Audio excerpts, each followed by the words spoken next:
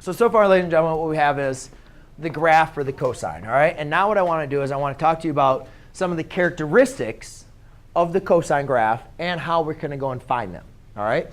So when we looked at this, we know that we have, this length going through. Yes, Chris? OK. So we have, this length. And we can understand that this graph is going to continue on and on and on and on and on forever, right? All right, so we'll get to that back into the second. The first thing, though, I want to talk to you guys is about one thing we notice is this continues on and on and on forever. The graph never gets higher than 1 and never gets lower than -1, right? Now, as this pattern continues, we talked about how this pattern is going to keep on continuing. But do we have any reason to believe that it's going to change from getting as high as a 1 or as low as a -1? No, right? So the half distance. Oh, one last thing I forgot to mention to you. So here's our graph f of x equals cosine of x. Before I can tell you my next thing, we're going to talk about transformations. Yay. So remember, we talked about transformations for exponential and logarithmic. In algebra 2, we talked about, is there a problem? OK. In algebra 2, we talked about transformations also with quadratics. So if you guys remember the transformations, we had like the a and the x and the h, right, and the k and so forth. Well, for trigonometric graphs, it's going to be very similar, but it's going to be a little bit different. So you're going to want to write this down. F of x equals a times cosine of bx minus c plus d. All right? Now, the a is the exact same type of a that we had in quadratics. It tells you if you're going to reflect over the x-axis. All right? When we are talking about exponential and logarithmic, specifically exponential, remember the b, if you're multiplying by a value inside your function, that's going to tell you to reflect the y-axis. So if you have some value, if you have a negative value for b, that's going to reflect the y-axis, where the a is going to tell you to reflect the x-axis. The c and the d are like the h and the k, right? You're subtracting, you're using the opposite inside the function. So c is going to tell you how to shift left and right, and d is going to tell you how to shift up and down. However, I do want to caution you as far as the horizontal shift, because the horizontal shift is going to be what we call phase shift. And that is going to be not just a regular, not just what the value of c is all the time. So I'll explain that as we get through an example problem to go through on that. So anyways, the first thing I want to talk to you guys is about what we call the amplitude. OK? So the amplitude, as you sit as still as you possibly can be.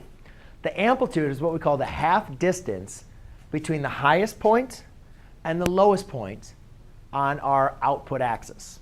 All right? So we look at it, the distance between our highest point and our lowest point, Justin, is distance from our highest point to our lowest point, 2. So the half distance of that is 1.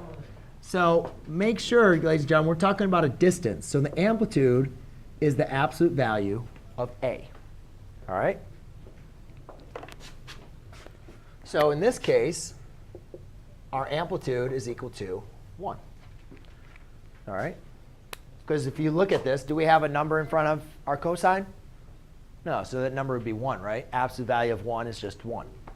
The next thing, the period. So when we were looking at this graph, we understood that this graph, it goes for a distance, and then it starts repeating itself. So Kristen, when we're looking at this, if I start here, how long does it take me for this graph to start repeating its exact actions, exact movements? If I start at 0, I continue down, tell me when to stop when it starts repeating itself. There. Stop, right?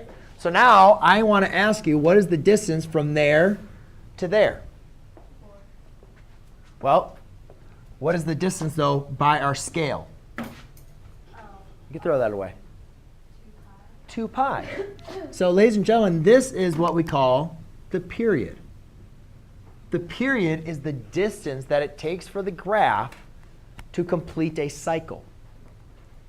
So how do you find the period? Well, you find the period is 2 pi divided by b, where b is the coefficient of x. Are you writing this down? No, I'm just going to watch the video. OK. I guess I can't deny that. So you have 2 pi divided by b. All right? Now, we have one last thing we need to talk about, which I'll put down here. Actually, not one last thing, but going through. So in this case, our period, do we have a b? Do we have a number other than 1 that's multiplied by our x? No. So we just have 2 pi. So our period in this case is 2 pi. And that makes sense because it takes a distance of 2 pi for the graphically completed cycle. 2 pi divided by b. b is your coefficient of your x. There is no the coefficient of my x is 1. So it's 2 pi divided by 1. So our period in this case is just 2 pi. The next thing is what we call our x scale. All right. Now, it's very, very important when graphing that we know exactly what the x scale is. So Ahmad, when we're looking up here, this is what I want you to think about.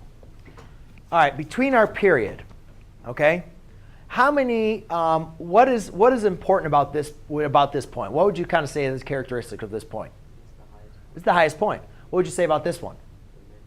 It's a midpoint, but what else is important about that point? It's on the x-axis, so it's an x-intercept, right? Here, you'd say this is what? Lowest point. This is, again, a x-intercept, and this is high point.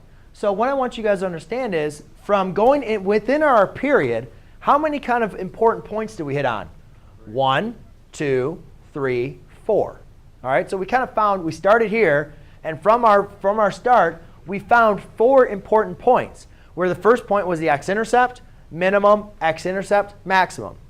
Yes? Would you count the first one also? No, that's just where you're going to be starting for your initial point. So we found 4 important points, all right? And what's important for us to know is what is the distance between each one of those points? So, Courtney, between 0 and pi halves is the distance of what? Pi halves. Very good. Between pi halves and pi is what? What is the distance from pi halves to pi? Pi halves. What is the distance from pi to 3 pi over 2? There you go. You're following along, right? And the distance of 3 pi halves to 2 pi? There you go. So what I want you guys to notice is the difference, the distance between my scales, right? And also those scales are those important points. That is what we call our x scale. So to find our x scale, all we simply do is take our period and divide it by 4. Yes? It'll always be pi halves like a distance will. No. Your x scale is whatever your period is divided by 4. So let's go and take a look at our x scale. Our x scale, our period is 2 pi. 2 pi divided by 4 is? 2 pi divided by 4 is pi halves. So that's why we get that answer for this one. It's not always going to be that, though. That's what I'm saying. Your x scale might be pi. Your x scale might be pi thirds, right? Pi over 3. So your x scale is always going to change. Not always going to change, but it always going to be different. All right, and there's 2 other things that we have. The next one is their phase shift. And we don't have a phase shift, but I want you guys to understand it. To determine your phase shift, what we need to do is take what's inside of our function and set it equal to 0. So to find the phase shift, you do bx minus c equals 0. Okay?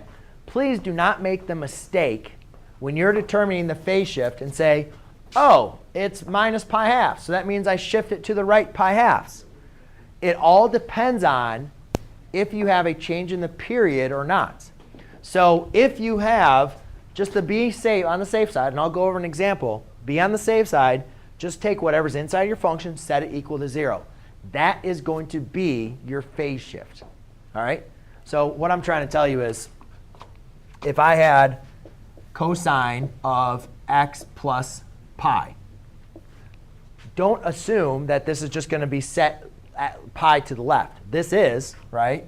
Because if you did x plus pi equals 0, then the phase shift is x equals pi to the negative left, right? You're actually going to shift it.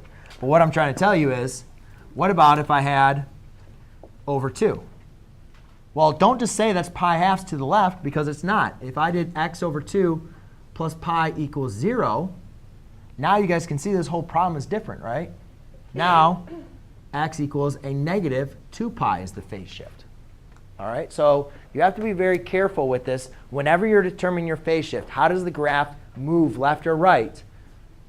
Take bx minus c equals 0. And the last one, which is our vertical translation, that's just really going to be your d. You know, if you're plus pi or plus 5, you move up. If you're minus 2, you move down 2, so forth. So that's just going to be your d. So, ladies and gentlemen, when you're, and obviously you guys can look at, we don't have any phase shift or vertical translation, right? This is the parent graph, so we don't have any of that. So what's important about this, especially when you're looking on Twitter to do this, is you guys are going to want to make sure you know how to calculate the amplitude, the period, the x scale, the phase shift, and the vertical translation. Because when you take a test, yes, when you take a test, you are going to have to provide all of this information, including the graph. All right? So I'm happy that you can look on somebody else's paper and say, oh, well, I can find out what the graph is, but that's not going to be important. I'm happy you can go and plug something into your calculator, but you guys are going to have to be able to figure out all of this information. All right? Yes? How do you tell when the graph has a phase shift? Well, let's go over an example right now.